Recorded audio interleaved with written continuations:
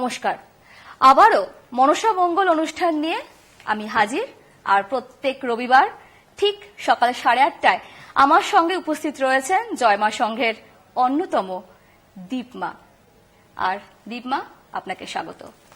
নমস্কার, সুপ্রভাত, জয়মা। আমরা গত সপ্তাহে গিয়েছিলাম যেখান থেকে শুরু হয়েছিল মনসা মঙ্গল, কিভাবে শুরু হয়েছিল এবং সেই মূল তত্ত্ব আমরা সেখানে এখনো রয়েছি। আজকে আমরা সেখান থেকেই শুরু করব। হ্যাঁ, ছিলাম মহাজ্ঞান হরিলাম চাঁদের বধিলাম ছয়পো, এখানে ছিলাম। এবার আমরা আসব ঝালু আর মণ্ডপে সোনা লুকাইয়া পুজে মো, পুত্রবর দিয়া তারে পাঠাইলাম ঘরে, ধনে জনে 14 ডিঙ্গা ডুবাইলাম সাগরে। অর্থাৎ সূচি বলছে, কিন্তু এটা সূচিপত্র।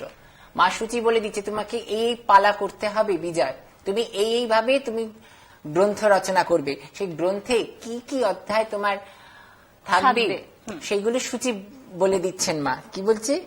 অনিরুদ্ধ উষাহরণ জমের সঙ্গে রণ, যেন মতে লজ্জা পাইল রবির নন্দন। লখাই বেউলার জন্ম বিয়া, লোয়ার ঘরে বাস, যেন মতে কালিনাগে প্রাণ করিল নাশ। সাহস করিয়া বেহুলা সাধিল সকল, যেন মতে চান্দ মোরে দিল ফুল জল। যেন মতে দিব্যরথ পাঠাইলাম দেবে, স্বর্গপুরে চান্দ বানিয়া গেল সবান্ধবে। কহিলাম সকল কথা যে জানে বৃত্তান্ত, গীত নহে এ জানিও মনসার মন্ত্র। এখানে উনি স্পষ্টভাবে বলে দিচ্ছেন যে এটাই কিন্তু আমার মন্ত্র, এই মন্ত্রই কিন্তু তোমরা উচ্চারণ করো মঙ্গল কামনায়, সংসারের কামনায়। আবার মা কথা দিয়েছেন, কি কথা দিয়েছেন? যথা গীত শুনি আমি তোমারও রচিত, সত্য করি কহি তথা যাইব নিশ্চিত। এই গান যেখানে হবে, বিজয়গুপ্তের রচনা করা মনসা মঙ্গল কাব্য যেখানে হবে, সেখানে বিজয়গুপ্তের কি কথা দিয়েছেন, সেখানে মা নিশ্চয়ই যাবে। এক দণ্ডের জন্যও মা ওখানে যাবেন। হ্যাঁ, এই যে বলছে সত্য করি কহি তথা যাইব নিশ্চিত। মোর গীত শুনি যার হৃদয় কৌতুক, মোর বরে হবে তাহার সর্বধন সুখ। বাহ, মানে যখনই এটা যেখানেই আমরা পড়ি না কেন বা এটা এই মন্ত্র উচ্চারণ হোক না কেন, সেখানে মা এক দণ্ডের জন্য হলেও কিন্তু উপস্থিত হবেন। তার মানে আমরা এটা বলতেই পারি আজকের এই সকালে মা মনসা কিন্তু রয়েছেন কোথাও না কোথাও আমাদের সঙ্গেই। একদম মা রয়েছেন। মা তো নিজেই কথা দিয়েছেন না, বিজয়গুপ্তকে, ভক্তকে কথা দিয়েছে ভগবান, কথা তো রাখতেই হবে। তাহলে আর কি বলছে? অহংকারে মোর গীত করে উপহাস, মোর কোপে হবে তার সর্বাংশে বিনাশ। হ্যাঁ, এটিও মা বলেছেন। মা তো একটু রাগী ছিলেন না, খুব ক্রুদ্ধ, অল্পেতেই রেগে যেতেন। আবার কি বলছে? যাহার ঘরে গায় গীত আমার স্তবন, পাতিয়া বিচিত্র ঘট উত্তম আসন। জয় জয় হুলাহুলি দিয়া বলিদান, মোর বরে হবে তার সর্বত্র কল্যাণ। আর কি কি হবে? মোর বরে হবে তার সর্বত্র কল্যাণ। এবার তার মধ্যে কি কি আছে? অপুত্রার পুত্র হবে নির্ধনের ধন, রোগীর রোগ দূর হয় বন্দি বিমোচন। নারী যার ঘরে নাই নারী হয় ঘরে, মনেরও অবিষ্ট সিদ্ধ হয় মোর বরে। মানে যত রকম মনের ইচ্ছা পূরণ রয়েছে সেটা কিন্তু মা মনসার বরে পূর্ণ হবে। হেনমতে স্বপ্না কথা কইয়া উপদেশ, নাগরতে চলি গেলা আপনার দেশ।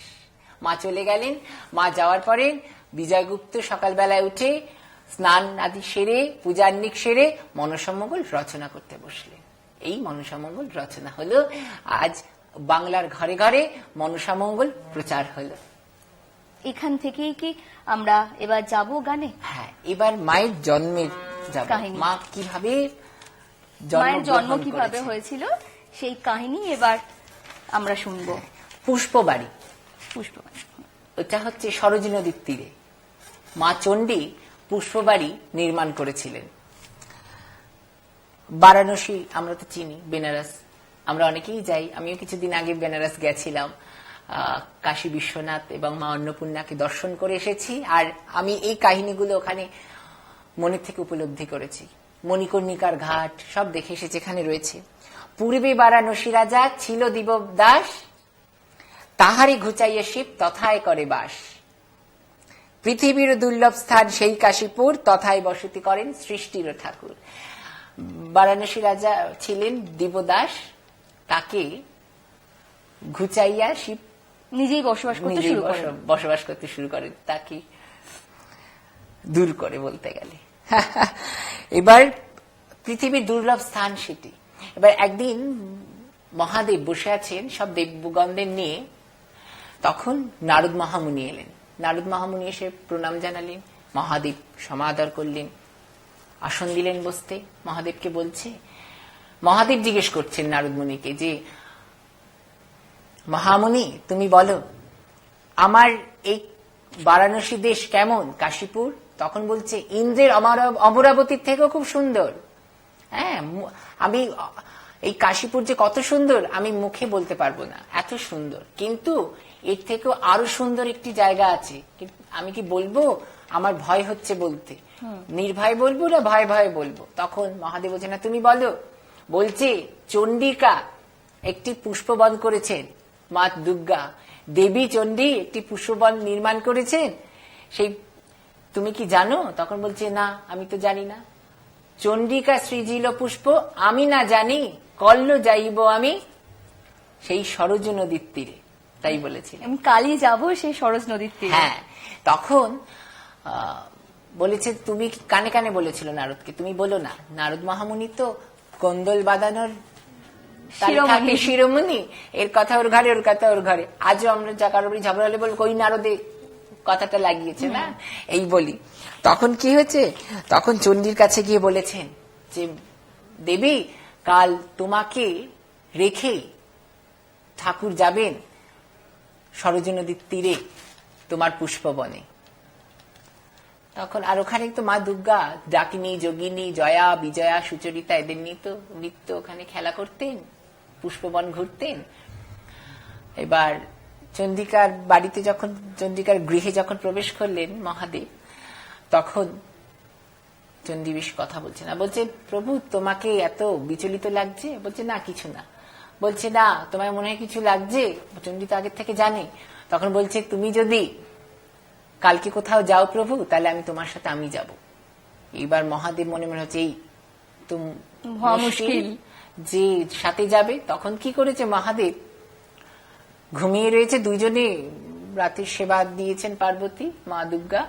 সেবা করার পরে দুইজনে দিব্য সিংহাসনে শয়ন যায়, আর জোরে জোরে নাক ডাকছে মহাদেব ইচ্ছে করে, যে যেন চন্ডিকা দেবী বোঝেন যে উনি ঘুমোচ্ছেন। এবার কথার ছলে, মিষ্টি মিষ্টি কথায় দুর্গাকে নিদ্রান্বিত করে দেয়। তখন মা দুর্গা তো বাকছাল ধরে শুয়ে, দৃঢ়মুষ্টিত ধরে শুয়েছিলেন, কিন্তু ওটিও চলন আশ্রয় সরিয়ে নিয়ে মহাদেব চলে যান। কোথায়? নন্দীকে ডাকছে হাতছানে, হাত দিয়ে ডেকেছেন যে, নন্দী বলদ সাজাও। বলদ সাজিয়েছে, বলদকে সুন্দর করে সাজিয়েছেন বৃষভকে। এবার বৃষভ পৃষ্ঠে উনি পুষ্পবনে যান। এত সুন্দর পুষ্পবন দেখে মহাদেব কামে বিভোর হয়ে গেছিলেন। কি হয়েছে, মহাদেব দেখছে এত সুন্দর, এবং তখন ছিল ঋতুরাজ বসন্ত। মা বসন্তকালে জন্ম নিয়েছেন, এবং মা জন্ম নেবেন এবং এই পৃথিবীতে আসবেন বলে সেদিন বসন্ত ঋতুরাজ নিজের মনের মতন সেজেছে। কিভাবে সেজেছে? দেখিয়া পুষ্পের বন, আনন্দিত ত্রিলোচন, সুললিত গন্ধে মনোহর। সরস বসন্তকালে বিকশিত ডালে ডালে, মধুলোপে গুঞ্জরে ভ্রমর। চাপা নাগের সরজাতি, লবঙ্গ মালতী জুথি, কেওয়া কস্তুরী কুরুবব। কি কি ফুল ফুটেছে? মাধবীলতা, টগর, কস্তুরী সব ফুটেছে, সুন্দর। আর কি? ওলালো মল্লিকা ধাই, কুটুজ কাঞ্চন যাই, কস্তুরী ধুতুরা শতবর্গ। তুলসী মালসী যত, তাহা বা কহিব কত, জবা পুষ্প দিতে সূর্য অর্ঘ্য। কবিও ভাবছে আমি কিভাবে বলবো, কবিও ব্যাখ্যা করতে পারছেন, এত সুন্দর। কি বলছে? বন মধ্যে মনোহর, অতি রম্য সরোবর, সারি সারি ফুটিল কমল। এবার একটু গানে বলি। অবশ্যই, আমরা অপেক্ষায় রয়েছে আপনার গান শোনার জন্য। কামেতে কৌতুক মিলে, দুই পক্ষে করে কেলে, তাহা দেখি ক্ষেপিল অনঙ্গ ও কি হায় রে, তাহা দেখি খেপিল নহঙ্গ। পূর্বে যারে করিলাম বধ, সেও পৈরি পাইল পথ। মধুমাসে পাইয়া পুষ্প বহনে, ও কি হায় রে, মধুমাসে পাইয়া পুষ্প বহনে। অতি কামে হইয়া ভোল, শ্রীফল বৃক্ষের দিল কোল। আচম্বিতে খসল মহা রস, ও কি হায় রে, আচম্বিতে খসল মহা রস। এই যে গানটা আপনি করলেন, তার ব্যাখ্যাটা যদি একটু বলেন। হ্যাঁ, এই যে বলছে, দেখিয়া পুষ্পের বন আনন্দিত ত্রিলোচন, সুললিত গন্ধে মনোহর। অর্থাৎ এত সুন্দর বন, পুষ্পবন চন্ডিকা সৃজন করেছেন, তৈরি করেছেন। তাই আর বসন্ত ছিল, সুন্দর ফুলের গন্ধে মহাদেব কামে বিভোল হয়ে গেছিলেন, কামে মত্ত হয়েছিলেন। কামে মত্ত হয়ে শ্রীফল বৃক্ষকে আলিঙ্গন করেছিলেন। শ্রীফল বৃক্ষ মানে বেল গাছ, তাই ওই শ্রীফল বৃক্ষকে আলিঙ্গন করেছিলেন। তখন মহাদেবের নিজের দেহ থেকে তেজ নির্গত হয়েছিলেন। ওই সেই তেজ নির্গত হওয়াতে সেই মহারস পদ্মপত্রে গিয়ে পড়ে, পদ্মপত্র থেকে পাতালে যায়। এই যেখানে বলছে, পাইয়া পাতালপুরী জন্মিল নাগিনী নারী, দেবকন্যা দেখিতে রূপস। উপজিল বিষহরী আনন্দিত সুরপুরী, প্রসন্ন হইল বসুমতী। বিজয়গুপ্ত কয়েসার মোর গতি নাহি আর, দয়া করো দেবী পদ্মাবতী। মায়ের জন্ম হলো। বাহ, এইভাবেই মায়ের পুষ্পবনে জন্ম হয় এবং মায়ের নামকরণ হয়। মায়ের নামকরণ হয়েছিল জন্মিল মনসা শিবের কুমারী, আরে জন্মিল মনসা শিবের কুমারী। পাতালে মনসা দেবী জন্মে শুভ দিনে, আরে জন্মিল মনসা শিবের কুমারী। নারদ গিয়া জানাইল পিতামহ স্থানে, আরে জন্মিল মনসা শিবের কুমারী। এতে কো শুনিয়া ব্রহ্মার আনন্দিত মন, আরে জন্মিল মনসা শিবের কুমারী। ব্রহ্মা আসে করেন মায়ের নামকরণ, আরে জন্মিল মনসা শিবের কুমারী। বিষমুখ দেখি মায়ের নামে বিষহরি, জন্মিল মনসা শিবের কুমারী। জগতের হিতকারী নাম জগৎ গৌরী, জন্মিল মনসা শিবের কুমারী। এতে কো শুনিয়া নাগ আইল সত্তর, জন্মিল মনসা শিবের কুমারী। আতুর লাচিয়া বসে বসে নাগগণ, জন্মিল মনসা শিবের কুমারী। মাতৃব্যবহার নাগে পদ্মা লইয়া কোলে, জন্মিল মনসা শিবের কুমারী। স্নান করাইতে নিল ভাগীরথীর জলে, জন্মিল মনসা শিবের কুমারী। ভগিনী দেখিয়া নাগের মনে মনে আশা, জন্মিল মনসা শিবের কুমারী। উপজিল বিষহরি জগতের মাও, জন্মিল মনসা শিবের কুমারী। দশ দিক প্রসন্ন শীতল বহে বাও, জন্মিল মনসা শিবের কুমারী। দয়া করো পদ্মাবতী পুরা মনের আশা, জন্মিল মনসা শিবের কুমারী, আরে জন্মিল মনসা শিবের কুমারী। বিষমুখ দেখি মায়ে নাম বিষহরি, জগতের হিতকারী নাম জগৎ গৌরী। জগতের মঙ্গল করবে বলে তাই মায়ের নাম হয়েছে জগৎ গৌরী। এবং ভাগবতে আছেন মা পদ্মাবতীর নাম জরৎকারী। মানে জরৎকারী অর্থাৎ জরৎকারু মুনির যখন সাথে ওনার সম্বন্ধ হয়, জরৎকারু মুনি বলেছিলেন যে আমার নামের সাথে যে কন্যার মিল থাকবে সেই কন্যাকেই আমি বিবাহ করব। তাই জরৎকারী বাসুকী নাম রেখেছিলেন। আচ্ছা, এরপর আমরা কোন দিকে যাব?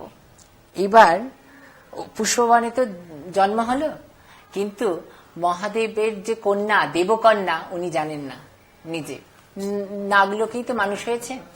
তাই কি দেবকন্যা হইয়া পদ্মা না জানে আপনা, নাগিনীর লক্ষণ ধরে কেশ মধ্যে ফনা। বন মধ্যে একাকিনী আছেন পদ্মাবতী, পুষ্প তুলিতে শিব গেলেন দৈবগতি। ওখানে মহাদেব গেছেন, হঠাৎ আবার দেখা, তখন মা মনসার 8 বছর বয়স। আচ্ছা, তখন মা এই 8 বছর কোনো সম্পর্ক ছিল না, উনি জানতেন না? উনি জানতেন না। তখন মহাদেব দেখছেন বিচরণ করছে বনে, তখন মহাদেব জিজ্ঞেস করছে এত হিংস্র পশু রয়েছে, তুমি এই কন্যা একা একা কি করছো? আর এত সুন্দরী ছিলেন মা পদ্মাবতী। মহাদেবও বিভোর হয়ে গেছিলেন, গন্ধর্ব বিয়ে করতে চেয়েছিলেন। তখন মা বলেছিলেন তুমি আমার পিতা, আমি তোমার কন্যা, অর্থাৎ নারদ মহামুনি বলে দিয়েছিলেন মাকে আগে। এবং তখন আবার নারদ মহামুনি আসেন, নারদ মহামুনি এসে বলেন গুপ্ত কথা, সকল কহিল কথা, সকল নারদ কহিল গুপ্ত কথা। তখন মহাদেব জানতে পারেন যে মা পদ্মাবতী ওনারই কন্যা। তখন ফুলের সাজিতে করে নিয়ে যায়, অর্থাৎ চণ্ডী রেগে রয়েছেন মহাদেবের প্রতি, হঠাৎ একটি কন্যা নিয়ে গেলে চণ্ডী দেবী রেগে যাবেন, তাই ফুলের সাজির মধ্যে নিয়ে গেছিলেন। নিয়ে যাওয়ার পরে যখন নিয়ে গেলেন, মহাদেবকে দরজা করা নাড়ছে, চণ্ডীকে ডাকছে দরজা খোলো, দ্বার খোলো, চণ্ডী দেবী দ্বার খুলছেন না। আচ্ছা, রেগে বসে রয়েছে, উনি টানাটানি করছেন, দরজা খুলছে না। তখন কি করেছে, পাশে একটি ঘরে গিয়ে মহাদেব কি করলেন, ওই ফুলের সাজিটি রেখে দিয়েছিলেন, আর ওখানেই শয়ন করেন বাগের ছালে। পরের দিন সকালে উনি স্নান করতে যান মহাদেব। তখন চণ্ডী দেবী ভাবছে কি যে দেখি তো ঘরে কি রাখলো এসে, আর ঘরের দরজাটা যত্ন সহকারে বন্ধ ছিল। তখন চণ্ডী দেবী ভাবলো দেখি তো কি সন্দেহজনক একটা লেগেছে, কারণ তখন গিয়ে ফুল বিছিয়ে দেখে যে হ্যাঁ একটি দিব্যকন্যা রয়েছেন ফুলের মধ্যে। আমি মনে মনে যা সন্দেহ করেছি তাই প্রভু তাই করেছেন। তখন কি করেছে, আর এদিক ওদিক না তাকিয়ে দুর্গা দেবী কেশ ধরে, অর্থাৎ মা পদ্মাবতীর চুল ধরে মারতে আরম্ভ করে, ক্রোধান্বিত হয়ে, যে তুমি কে, তুমি আমার সংসারে এসেছো, তুমি কি আমার সতীন? এই ভেবেছিলেন মা দুর্গা। তুমি নারীকলা পেতেছ কি আমার জন্য, যে আমার স্বামী চুরি করবে বলে? তুমি আমার স্বামী চুরি করেছো বলে মা দুর্গা মন্দ কথা বলছে এবং প্রহার করছেন। তখন গঙ্গা, জয়া, বিজয়া, সুচরিতা দেবীর যত সখী তারা আসেন, এবং গঙ্গা দেবী আসেন, এসে বলছে কৈলাসের যত নারীগণ ছিলেন সবাই এসে পড়ছে, হুড়াহুড়ি আরম্ভ হলো কৈলাসে যে কেন মারছে। আর পদ্মা বিপরীত ডাকছে, বারবার বলছে মা আমি তোমার মেয়ে, তুমি আমার মা, আর মহাদেব আমার পিতা, পুষ্পবনে জন্ম আমার, আমাকে তোমার সাথে পরিচয় করার জন্যই কৈলাসে এনেছে, তুমি মেরো না। তাও দুর্গা দেবী শুনছে না, মারছে, প্রহার করছেন। তখন বলছে মা তুমি এখন আমাকে মারছো, পরে তুমি কষ্ট পাবে, তুমি আমাকে এভাবে মেরো না, তুমি পরে কিন্তু লজ্জাও পাবে এবং কষ্টও পাবে। তখন দুর্গা দেবী তো রাগ ঠান্ডা করতে পারছে না, হঠাৎ মারতে মারতে হাতের কেনা আঙ্গুলে মায়ের চোখে গিয়ে লাগে, তাতে মায়ের দক্ষিণ চোখ অন্ধ হয়ে যায়। তখন পদ্মাবতী কি করলো, পদ্মাবতী বিষ নয়নে তাকায়, অতি কোপে পদ্মাবতী করে ধরফর, চণ্ডিকার হৃদয় দিল ভীষণ কামড়, তার দংশন করে দিল। হ্যাঁ, তার নাগ মূর্তিতে তিনি চলে এলেন। কি করলেন? অমৃত নয়ন চেপে রেখে বিষ নয়নে তাকালেন চণ্ডীর দিকে। চণ্ডী দেবী অচৈতন্য হয়ে পড়লেন। তখন সৃষ্টি তো রসাতলে যাবে, দুর্গা দেবী অচৈতন্য পেয়েছে, সংসার কি হবে? গণেশ, কার্তিক সবাই কান্নাকাটি করছে। তখন মহাদেব তো সরজু নদীর তীরে স্নান করতে গেছেন। তখন ওখান থেকে আসার পরে ওনাকে খবর দেন, খবর দেওয়ার পরে উনি আসেন। তখন পদ্মাকে বলছে, তুমি চণ্ডীকে জিয়ে দাও, তোমার মা হয়। তখন চণ্ডীকে পুনরায় জীবিত করেন। সেখান থেকেই আবার সেখান থেকেই মা মনসার নতুন যাত্রা শুরু হয়। মা মনসাকে তখন মা পদ্মাবতীকে মা দুর্গা অত ভালোভাবে নিতে পারেননি কোনোদিনও। কিন্তু ওই বিক্রম জানিয়া পালন করেন মহামায়া। বিক্রম আছে তো, তাই ভয়ে ভয়ে পালন করত, আর মহাদেবের জন্য পালন করত।